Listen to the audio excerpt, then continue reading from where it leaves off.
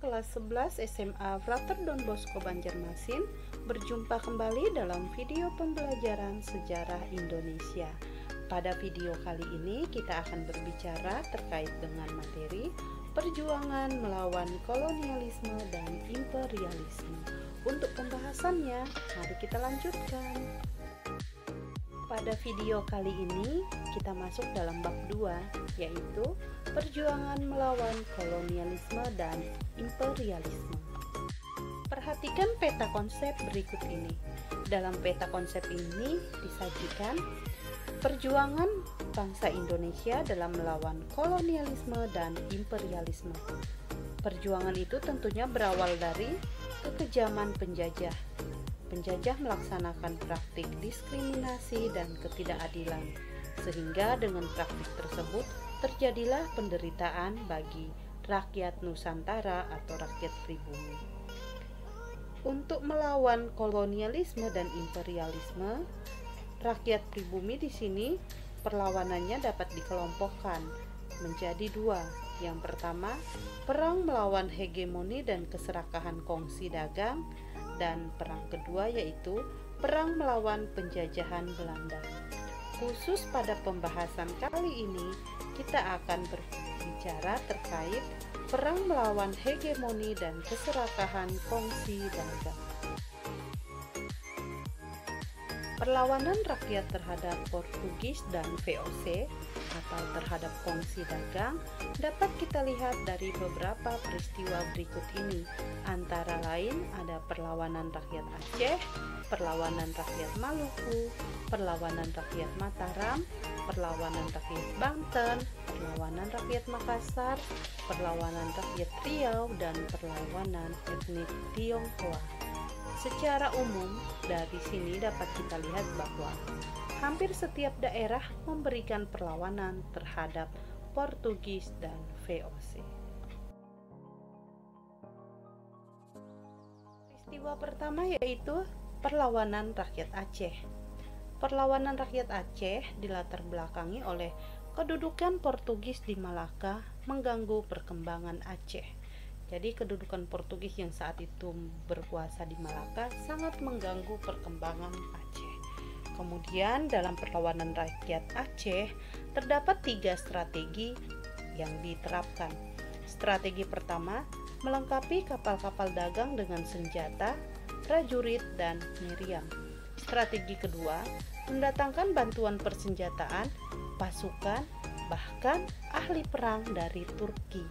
Kemudian strategi ketiga, melakukan kerjasama dengan kerajaan-kerajaan lain seperti Kerajaan Demak dan Kerajaan Kalikut. Pada dasarnya, Aceh beberapa kali melakukan serangan terhadap Portugis di Malaka. Tahun 1629, pasukan Aceh di bawah Sultan Iskandar Muda melakukan serangan besar-besaran terhadap Portugis. Serangan ini sempat membuat Portugis kewalahan dan harus mengerahkan kekuatan dalam rangka menghadapi pasukan Sultan Iskandar Muda. Akan tetapi dalam perkembangannya, Aceh belum berhasil mengusir Portugis dari Malaka. Peristiwa berikutnya yaitu perlawanan rakyat Maluku. Selain rakyat Aceh, rakyat Maluku juga memberikan perlawanan terhadap Portugis. Adapun faktor yang menyebabkan perlawanan tersebut harus mereka lakukan, yang pertama, upaya monopoli dagang yang dilakukan oleh Portugis. Kemudian faktor kedua, Portugis mencampuri urusan dalam negeri kerajaan Ternate. Untuk mengatasi perlawanan Ternate yang dipimpin oleh Sultan Hairun, Gubernur Portugis di Maluku mengajukan perundingan damai. Akan tetapi dalam perundingan tersebut, Portugis membunuh Sultan Hairun. Peristiwa pembunuhan Sultan Hairun semakin menyulut kemarahan rakyat Ternate. Bahkan seluruh rakyat Maluku bersatu melawan Portugis. Jadi pada peristiwa ini sebenarnya kita bisa melihat Sultan Hairun itu pada dasarnya dijebak oleh pihak Portugis. Di sini pada awalnya Sultan Hairun diajak untuk berunding. Kemudian Sultan Hairun menanggapi ajakan tersebut dan berusaha bersikap positif. Tetapi pada dasarnya Portugis memanfaatkan keadaan itu, lalu Portugis membunuh Sultan Hairun. Sehingga tadi peristiwa itu kemudian membakar semangat rakyat Maluku. Nah, akhir perlawanan rakyat yaitu setelah Sultan Hairun meninggal, kemudian di sini perlawanan dilanjutkan oleh Sultan Babullah yang merupakan putra dari Sultan Hairun.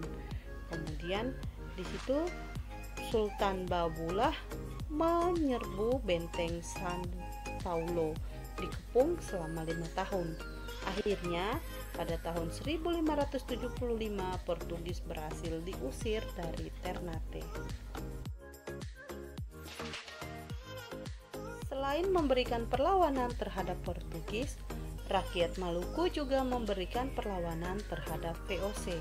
Adapun faktor yang menyebabkan terjadinya perlawanan tersebut antara lain VOC melakukan praktik monopoli perdagangan rempah-rempah dan VOC campur tangan dalam urusan kerajaan.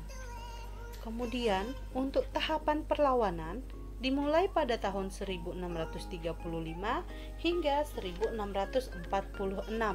Perlawanan ini kepada VOC, di mana VOC harus menghadapi serangan sporadis dari rakyat Hitu yang dipimpin oleh Kakiali dan Teluka Besi.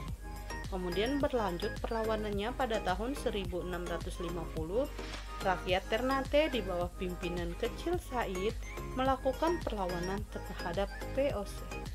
Dan pada tahun 1680, rakyat Ternate juga memberikan perlawanan terhadap VOC. Di sini pemimpinnya adalah Sultan Nuku. Perlawanan mendapat dukungan dari seluruh rakyat Maluku dan perlawanan ini berhasil mengembalikan kekuasaan Tidore.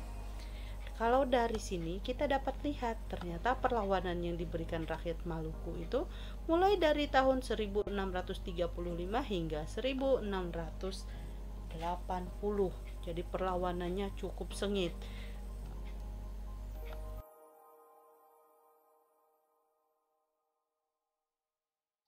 Selain perlawanan rakyat Maluku, perlawanan juga dilakukan oleh rakyat Mataram.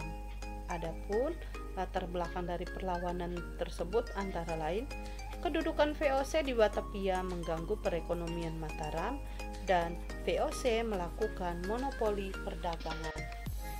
Perlawanan rakyat Maluku terhadap VOC dapat kita lihat pada tahun 1628 dan 1629. Perjuangan di tahun 1628 dipimpin oleh Tumenggung Baureksa. Kemudian di sini pasukan Mataram membendung sungai Ciliwung agar benteng VOC kekurangan air.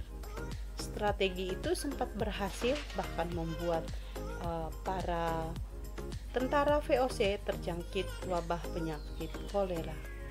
Kemudian serangan Mataram akhirnya menuai kekalahan karena pasukan Mataram kelelahan dan kalah persenjataan. Berikutnya perlawanan di tahun 1629 dipimpin oleh Sultan Agung. Di sini Sultan Agung dalam melakukan serangannya turut berhati-hati supaya dengan strategi yang baru mereka dapat mengalahkan VOC. Dalam serangan yang dilakukan oleh Sultan Agung, Mataram berhasil menghancurkan benteng Hollandia dan menerobos masuk Batavia. Akan tetapi, kapal perang VOC berhasil membakar lumbung makanan pasukan di Cirebon dan Tegal, sehingga serangan kedua juga mengalami kegagalan.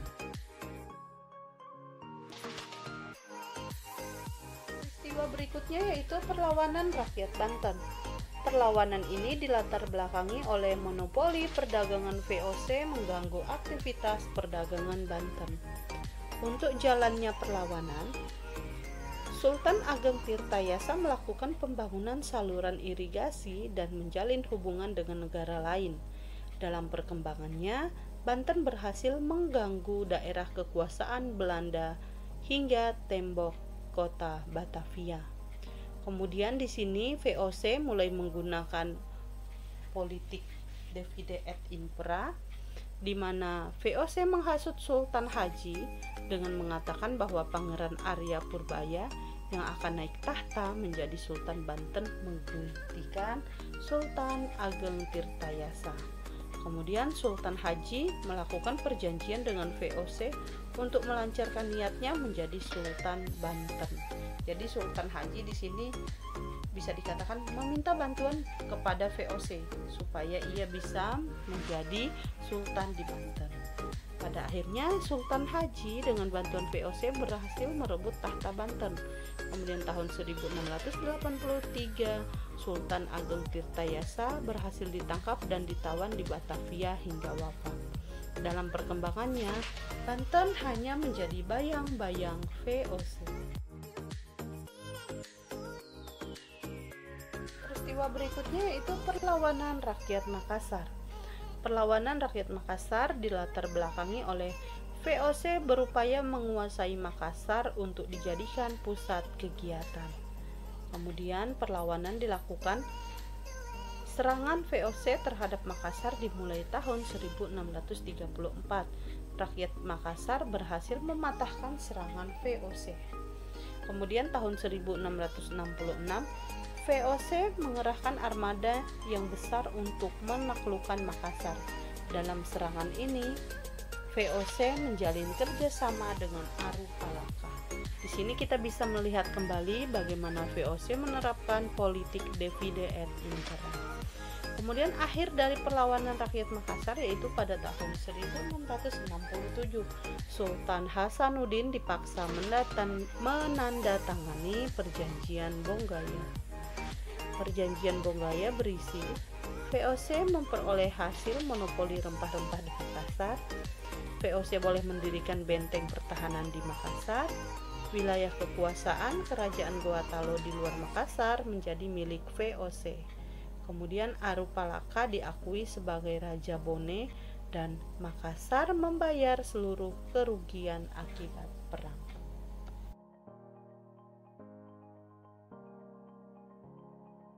Tidak hanya rakyat Makassar, rakyat Riau juga memberikan perlawanan terhadap kongsi dagang VOC. Latar belakang perlawanan rakyat Riau yaitu upaya VOC menancapkan hegemoni perdagangan di Riau. Kemudian, strategi yang diterapkan oleh rakyat Riau bersama pemimpinnya yaitu Sultan Siak berpura-pura berdamai dengan VOC. Jadi perundingan damai antara VOC dan Sultan Siak dilakukan di loji Pulau Guntung.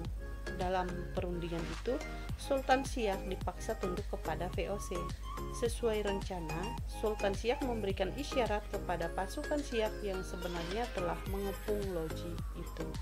Pasukan Siak segera menyerang pasukan VOC di loji. Pasukan Siak membakar seluruh bangunan loji.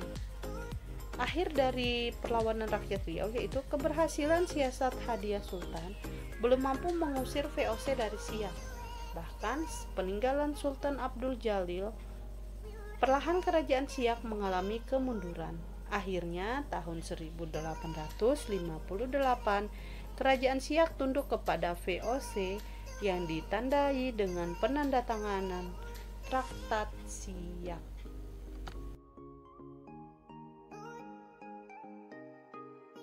Hanya rakyat pribumi, ternyata perlawanan juga dilakukan oleh etnik Tionghoa. Adapun hal yang melatar belakanginya antara lain, VOC berencana memindahkan etnik Tionghoa yang ada di Batavia ke Sri Lanka. Kemudian pada 9 Oktober 1740, di sini ada peristiwa yang menandakan bahwa warga Tionghoa Batavia mengungsi menuju ke kota-kota pantai Jawa seperti Pati, Rembang, dan Semarang. Sedangkan para pengungsi membangun kekuatan bersama dengan warga Tionghoa di kota tersebut dalam rangka nanti memberikan perlawanan terhadap VOC. Dari perlawanan rakyat Indonesia terhadap keserakahan kongsi dagang VOC terhadap Portugis dan Spanyol dapat kita simpulkan bahwa perlawanan yang terjadi pada abad ke-16 di berbagai daerah ditujukan kepada Portugis, Spanyol dan Belanda. Sedangkan perlawanan rakyat pada abad ke-17 dan ke-18 umumnya ditunjukkan kepada dominasi kongsi dagang VOC atau Belanda. Perlawanan rakyat Indonesia pada dasarnya dilatar belakangi karena tindakan monopoli, keserakahan, dan intervensi politik dengan menjalankan politik divide et impera dari pemerintah kongsi dagang. Kemudian kesimpulan keempat yaitu perlawanan rakyat Nusantara umumnya dapat dipatahkan oleh penjajah dengan berlaku licik dan persenjataan yang lengkap.